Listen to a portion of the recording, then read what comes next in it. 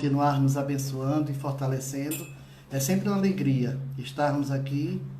Hoje, com essas situações, temos também que fazer as transmissões, mas é um prazer chegar à casa de cada um de vocês, ajudados por essa espiritualidade maior. Temos a certeza de que tudo isso vai passar e que nós vamos ficar bem. Mas para iniciarmos na noite de hoje, eu vou ler um texto aqui do livro Pão Nosso. É uma psicografia de Chico, ditada pelo Espírito Emmanuel, que nos diz o seguinte: o título do texto é Com Ardente Amor. O texto evangélico é: mas sobretudo tende ardente caridade uns para com os outros. O comentário de Emmanuel para esse texto é o seguinte: não basta a virtude apregoada em favor do estabelecimento do reino divino entre as criaturas, problemas excessivamente debatidos, soluções mais demoradas. Ouçamos individualmente o aviso apostólico e enchamo-nos de ardente caridade uns para com os outros. Bem falar, ensinar com acerto e crer sinceramente são fases primárias do serviço. Imprescindível trabalhar, fazer e sentir com o Cristo. Fraternidade simples, simplesmente, aconselha a outrem, constrói fachadas brilhantes que a experiência pode consumir num minuto. Urge alcançarmos a substância, a essência. Sejamos compreensivos para com os ignorantes, vigilantes para com os transviados da maldade e nas trevas, paciente para com os enfermiços, serenos para com os irritados e, sobretudo,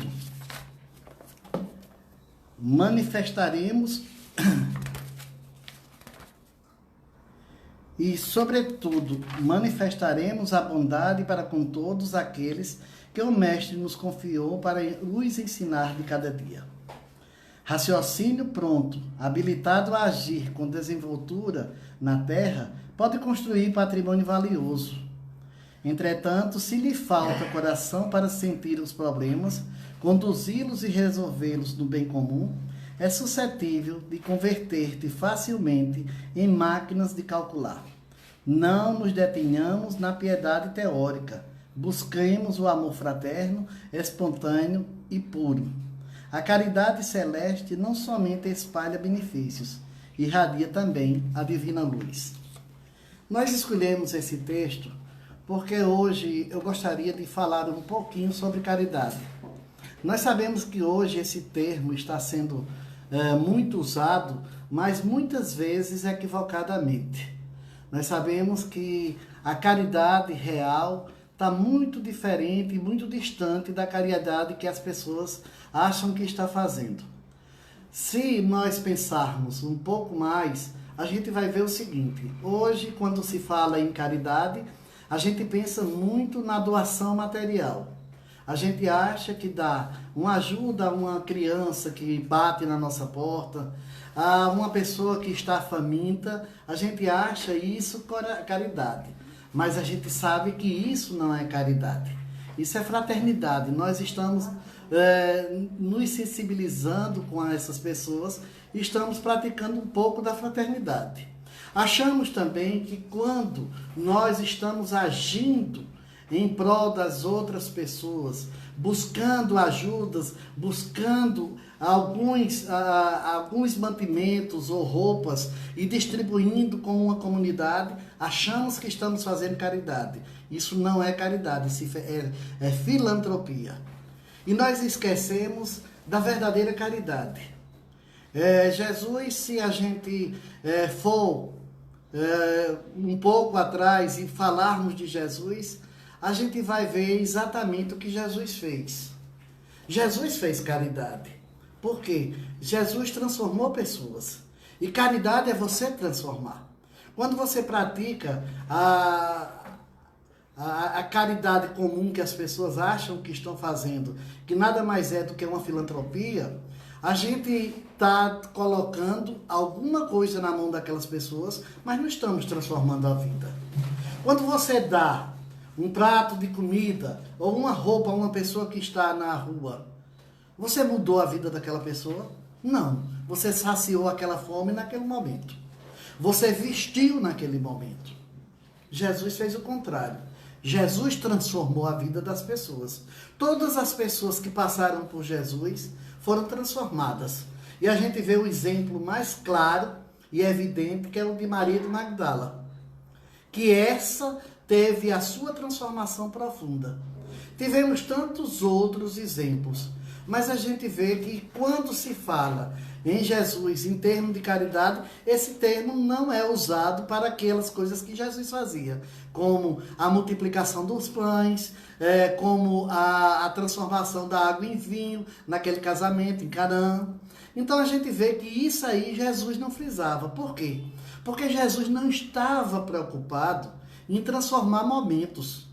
Ele estava preocupado em transformar pessoas, em modificar a vida das pessoas. E a gente vê o quê? Maria de Magdala, no encontro com Jesus, ela saiu de toda a vida que ela tinha, que ela achava que naquela vida que ela levava, ela achava que ia encontrar o amor. E ela se deitava com tantos, buscando encontrar o amor. E Maria de Magdala, em nenhum momento, encontrou o amor. Quando foi que ela veio encontrar o amor? Quando se encontrou com Jesus. E quando ela se encontrou com Jesus, esse amor foi tão arrebatador e tão transformador que ela modificou toda a sua vida. Então a gente vê que hoje a gente fala muito em caridade, e quando a gente fala em caridade, a gente esquece que a gente não está transformando vidas. A gente está, muitas vezes, minimizando uma situação. Agora, isso é mal? Não. Pelo menos já estamos exercitando alguma coisa. Pior seria se nem isso nós estivéssemos fazendo. Mas quando a gente está fazendo isso, a gente tem que pensar pelo seguinte: estamos fazendo apenas isso. E qual é o verdadeiro papel, o meu verdadeiro papel nesse momento? O que é que realmente eu tenho que fazer nesse momento? É muito bom nós irmos a um local onde as pessoas estão precisando de assistência e a gente minorar aquele sofrimento. Mas a gente tem que entender que, infelizmente, a gente está minorando aquela situação, mas a gente não está resolvendo. Nós fizemos umas visitas ultimamente em uma comunidade que estava precisando de assistência. A gente resolveu a vida dessas pessoas? Com certeza não. Então nós não fizemos a caridade. Nós fizemos uma filantropia. Nós fizemos uma assistência momentânea. Demos àquelas pessoas alguns momentos de felicidade. Sabe quando nós vamos fazer a verdadeira caridade? Quando alguém bater na nossa porta e precisar de algo para mudar sua vida e a gente modificar. Se a gente for numa comunidade carente e a gente chegar lá e modificar a vida daquelas pessoas, a gente vai ter feito a caridade. Hoje a gente tem algumas instituições que praticam caridade. Lá em Pedro Leopoldo, Chico fazia isso e a sua entidade ainda hoje continua. Tem pessoas que são assistidas e que são modificadas as vidas e que são cada dia mais assistidas pelaquela entidade. E essas pessoas estão modificando as suas vidas. Quantas pessoas Chico não modificou a vida através de uma carta recebida de um parente desencarnado? Quantas pessoas não se modificaram? Divaldo tem um projeto na Mansão do Caminho que ele está praticando a caridade através da ajuda das outras pessoas. Por quê? Na Mansão do Caminho tem crianças e famílias sendo assistidas. Então estão tendo as suas vidas transformadas. Estão tendo as suas vidas modificadas. Então aí é caridade. Nós estamos hoje buscando fazer algo. Sabemos que ainda estamos distante de promovermos essa caridade. Mas estamos dando as primeiras passadas. Isso nos basta? Não. Precisamos nos adiantar mais. Precisamos ir muito mais além. Porque na hora em que a gente realmente acolher uma pessoa, encaminhar para um trabalho, modificar a sua vida na sua trajetória, aí então nós fizemos exatamente o que Jesus nos pediu. Difícil, é claro.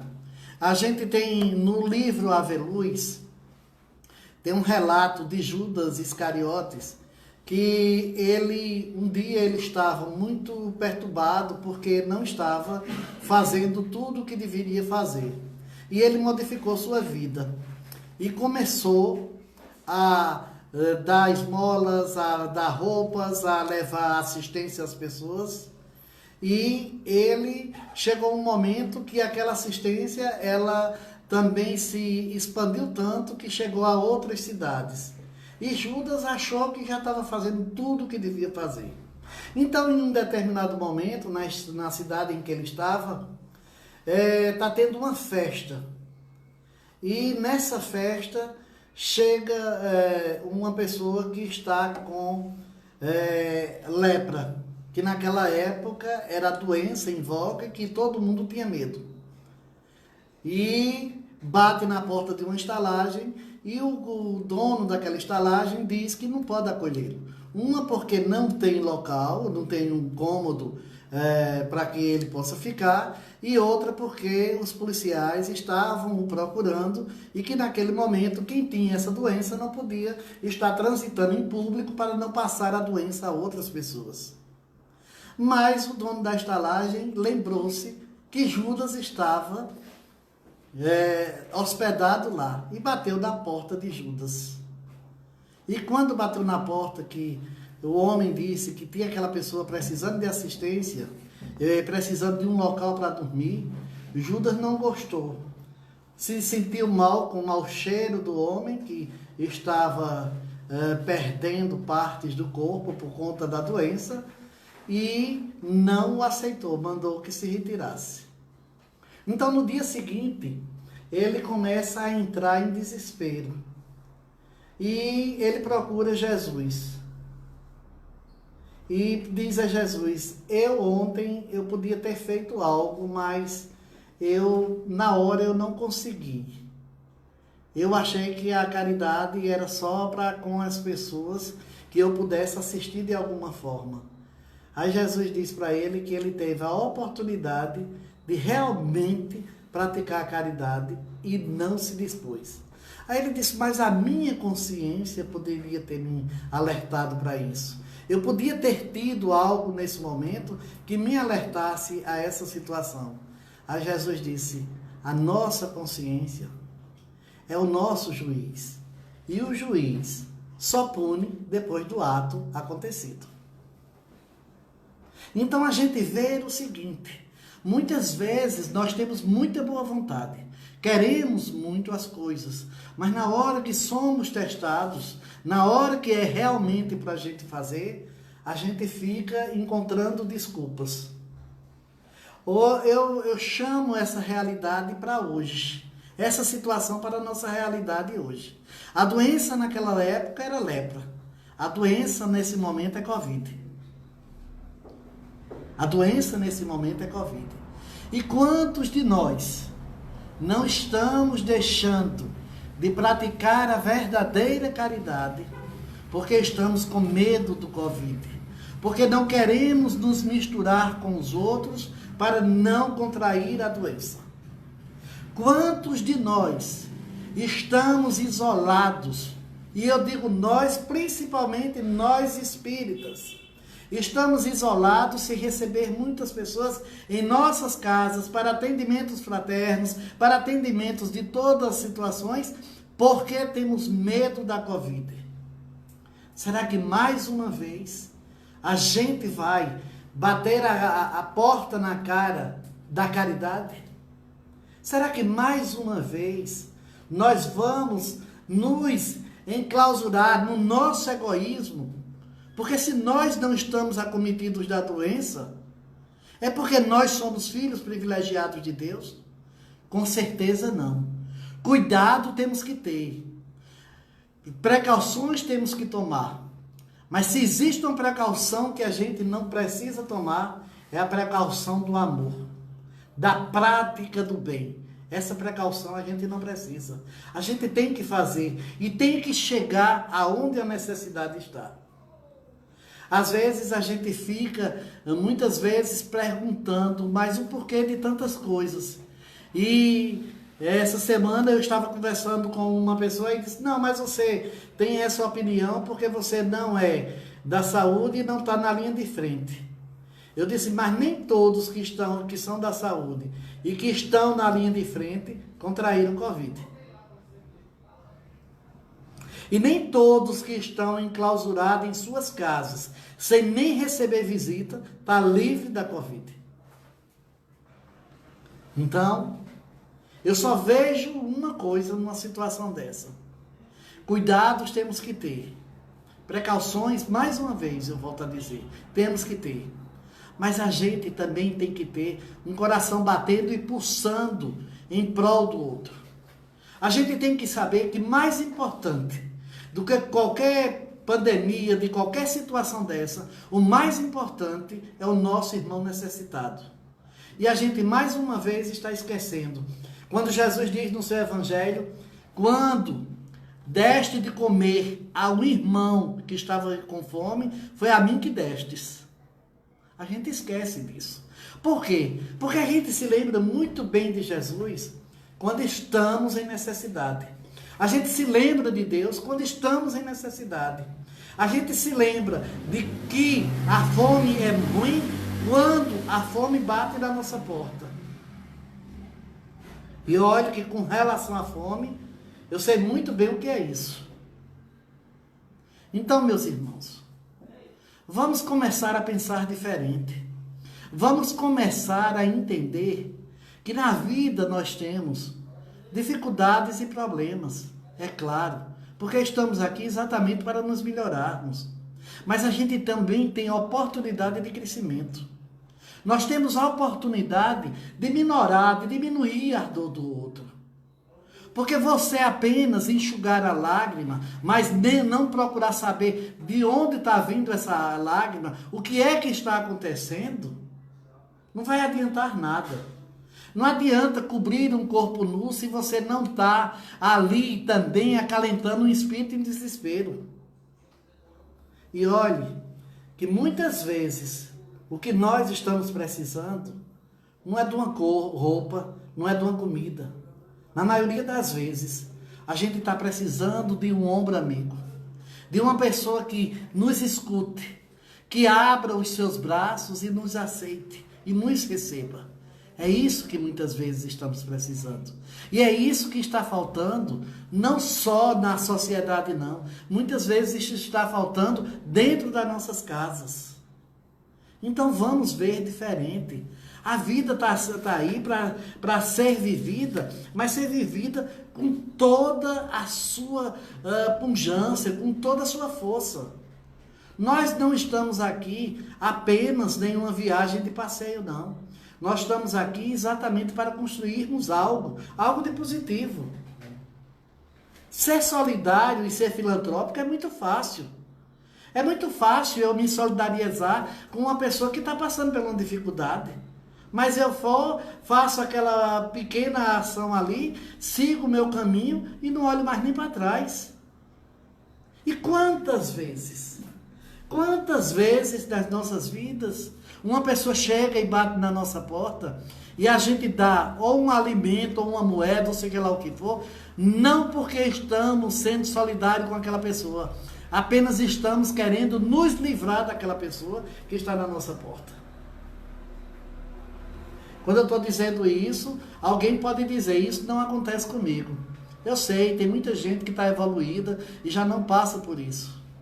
Mas temos muitos de nós, e eu me enquadro nesses, que não sou tão evoluído e que muitas vezes, quantas vezes, eu não me incomodo com a dor do outro. Mas chegou a hora da gente procurar e começar a se incomodar com a dor do outro. Porque a dor do outro é de nossa responsabilidade. E muitas vezes, por trás de uma pessoa dessa, que está sofrendo e chorando, e a gente muitas vezes não procura saber o porquê, mas tem uma dor muito grande ali, e que a gente, apenas em escutar, a gente poderia ajudar a essa pessoa a construir a sua vida de uma forma diferente. Nós hoje vemos muitos dos nossos jovens nas ruas, muitos dos nossos jovens que têm até uma certa condição dentro dos seus lares, mas se não estão com os espíritos apaziguados e estão tomando outros caminhos. Será que na hora de nos aproximarmos dessas famílias e levarmos uma palavra de apoio, não era a caridade que estaríamos fazendo? Então temos que começar a sair desse ponto em que caridade é doar algo de material. E temos que sair desse ponto e seguirmos ao ponto adiante, que caridade é servir ao outro e transformar a vida do outro. Caridade é tirar aquela pessoa do sofrimento e trazer para a vida. E isso não é nada difícil. Às vezes o que nos falta é exatamente o interesse e valorizar o outro. Na hora que começarmos a valorizar o outro, vamos entender que todos os outros têm muito a ver com as nossas vidas. Eu já contei aqui uma história de um cachorro que ficava uivando. Mas eu gosto de contar essa história, sabe por quê? Porque às vezes a gente também só sente uma dor suficiente para ficarmos chorando no canto. A gente não tem a dor suficiente para nos levantarmos e fazermos a nossa vida diferente. Então vamos começar a fazer diferente. Todos nós, seja em menor ou maior grau, todos nós temos condição de transformar a vida de alguém. Todos nós. Aí você pode estar se perguntando nesse momento, mas como eu posso transformar a vida de alguém? Sendo alguém melhor. O seu exemplo já vai fazer valer alguma coisa. O seu exemplo já vai conseguir modificar muita coisa. E nós podemos fazer isso. Nós, enquanto centro espírita, às vezes a gente fica imaginando, será que nós, do centro espírita, estamos fazendo tudo? Tem um texto evangélico, e não é por acaso que no livro Evangelho segundo o Espiritismo, esse capítulo está no meio do livro. Fora da caridade não há salvação. Aí a gente vai lendo relatos, tanto o relato de Kardec como dos Espíritos, e a gente vai vendo que todos os relatos não nos falam apenas em doações materiais. Tem um relato de uma mãe que ela todas as semanas ela pega a sua filha e pega algumas coisas em casa e vai fazer uma visita num bairro muito pobre e levar algumas doações. E a filha dessa mulher, em um determinado momento, pede a ela que lhe dê alguma coisa para ela também poder dar. Aí a mãe disse, olha, se eu te der para você dar, quem está dando sou eu. O que é que você está dando de você?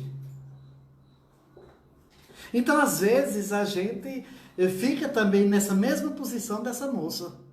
A gente fica pedindo para doar. E isso aí, quando a gente pede e doa, a gente está trabalhando em nós a vaidade, o orgulho. Quando a gente faz uma sopa e sai distribuindo, a gente não está fazendo caridade. A gente está sendo um pouco solidário com outra pessoa que não tem uma comida. Olha como é diferente. Aí a pessoa diz, mas não é caridade não, encher saciar a fome de uma pessoa, encher a barriga de alguém. Naquele momento foi até uma pequena caridade, mas transformou a vida daquela pessoa. Saciou aquela fome daquele momento. Então o que é que nós estamos fazendo de nós mesmos? Enquanto casa espírita, será que a nossa função enquanto casa espírita é apenas doar mantimentos e doar algumas roupas? E se a gente não fizer os atendimentos fraternos? E se a gente não tiver as mediúnicas, que é onde a gente trabalha a ciência espírita? E se a gente não tiver os estudos, que é a filosofia? Onde é que está o espiritismo? Ele funciona sem esse tripé? Ciência, religião e filosofia? Não funciona. E o espiritismo não é diferente das outras religiões. A gente só está apenas aprimorando um pouco mais, entendendo o que Jesus quer de nós. Porque as outras religiões já buscam Deus. Mas a gente busca Deus sabendo que Deus está conosco. A gente não busca o Jesus que foi crucificado. A gente busca o Jesus que ressuscitou, que venceu a tudo isso. E isso nos faz transformar. E isso nos faz melhorar cada dia mais o nosso caminhar. E é rumo a esse caminho que nós estamos. Então vamos deixar de achar que já estamos fazendo muito, quando estamos dividindo com os outros um pouco do que nos sobra. Que às vezes eu fico até dizendo o seguinte: às vezes a gente acha que está fazendo caridade e quando uma pessoa nos pede uma roupa, a gente dá a mais feinha que tem. E teve uma vez que a gente pediu uma roupa para doar e quando chegaram as roupas para doar, é tanto que agora quando a gente pede que a pessoa lave. Que quando chegou a roupa para lavar, a pessoa que doou estava pensando que estava mandando para a lavanderia. A gente precisava lavar. Então a gente vê que às vezes as pessoas estão se equivocando das coisas. Quando a gente tem que doar, a gente tem que doar algo que a gente ainda podia usar. Mas a gente, quando não dá uma peça muito rota, a gente dá alguma coisa que alguém que a gente não gosta muito deu, né? Geralmente, isso acontece muito com as peças que as sogras dão, né? A gente dá, passa à frente mais rápido, né? Brincadeira à parte, mas acontece o seguinte: a gente diz isso em forma de brincadeira, mas infelizmente, muitas vezes a gente não se preocupa muito com o que estamos doando. Tem um amigo meu que é dirigente de um centro espírita, que aí ele brincando com a gente nos estudos, que foi até um dos centros por onde eu comecei, que ele diz o seguinte: quando uma pessoa pede um pãozinho na nossa porta, a gente chega lá, tá o pãozinho mais feio que tem, a gente leva e dá. E a gente esquece até de passar uma manteiguinha. Infelizmente, nós não somos muito solícitos com as outras pessoas. Muitas vezes a gente não consegue praticar exatamente o bem que deveríamos praticar, achando que a gente só pode doar aquilo que não nos serve mais. E o pior, a gente acha que com tudo isso aí, a gente está realmente praticando a caridade. Lê do engano nosso. Caridade a gente tem que saber que caridade é principalmente sermos caridosos com nós mesmos, buscando uma vida melhor. E uma vida em ação em prol do outro também. Caridade é a gente entender que a dor do outro é de nossa responsabilidade também. Caridade é a gente entender que quando tem uma família em desespero e nós estamos com a da gente toda certinha, aquela família também é da nossa responsabilidade. Caridade é a gente entender que quando um está passando fome, é porque muitos de nós recebeu demais e não está conseguindo distribuir para com os outros. Caridade é a gente entender que nós viemos aqui para sermos felizes. E se ainda não somos felizes, é porque ainda não estamos fazendo as escolhas corretas. Caridade não é a gente achar que tudo de bom só pode acontecer comigo e com os outros, cada um que se vire. Caridade é eu entender que o outro também tem os mesmos direitos que eu. Caridade é eu entender que se a dor chega no vizinho, chega na outra família, pode chegar na minha família também, porque eu não sou filho privilegiado de Deus. Caridade é isso, irmãos. Caridade é viver em paz, é dividir da paz, é ampliar cada vez mais a corrente do bem, a corrente do amor. Então vamos começar a pensar que caridade é transformar. E o Espiritismo veio para isso, para transformar vidas, para modificar pessoas, para encaminhar pessoas para mundos melhores, para patamares ainda mais altos. Nós estamos aqui para isso. E será que eu estou fazendo a minha parte? Será que você está fazendo a sua parte? Ou será que você está se escondendo através de uma doação que não ajuda ninguém a modificar-se? Apenas ameniza uma dor momentânea. Muito obrigado a todos por esse momento estarmos juntos. E fica o convite para a próxima terça-feira, das 19 às 19h30. E agora vamos colocar também à disposição no YouTube e na rede social do centro, no WhatsApp. Que Jesus vos abençoe e que esse Jesus de amor possa iluminar cada um de vocês, entrar em vossas casas, em suas famílias e fazer exatamente o que ele sempre fez, transformar pessoas em pessoas melhores. Que todos nós possamos entender que Jesus está conosco. Só estamos esperando saber se nós estamos com Jesus. Que Jesus nos abençoe a todos. Paz e luz para todos.